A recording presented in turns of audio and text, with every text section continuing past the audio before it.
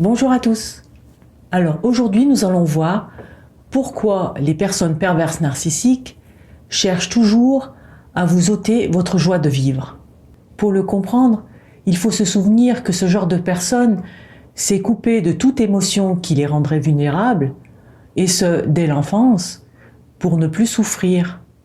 Devenu adulte, le ou la perverse narcissique se sent alors terriblement vide intérieurement et a un besoin constant de se servir des autres qui l'entourent pour lutter contre cette sensation insupportable. Ainsi, chaque personne qu'il ou elle rencontre est perçue comme un moyen de se sentir vivant, une sorte de carburant. Lorsqu'il ou elle vous aborde, c'est avec un réel engouement pour votre personne, comme un enfant avec un nouveau jouet. Il ou elle admire les qualités que vous avez, votre capacité à vous émerveiller et à apprécier les choses. Il ou elle se met alors à vous coller en prétendant être comme vous, aimer les mêmes choses que vous, attendre les mêmes choses que vous de la vie. Tout cela parce qu'il ou elle aimerait être comme vous. Pendant la lune de miel, cette personne vous apporte tout ce à quoi vous aspirez.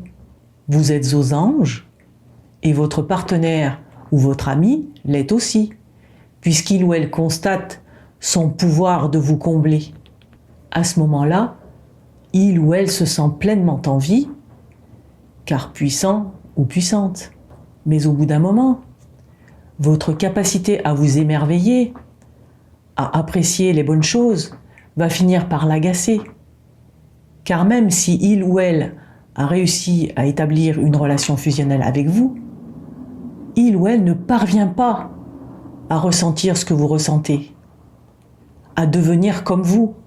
Votre empathie, vos émotions, votre altruisme ne déteignent pas sur lui ou sur elle, car il ou elle n'a pas pu développer cette partie de sa personnalité dans son enfance.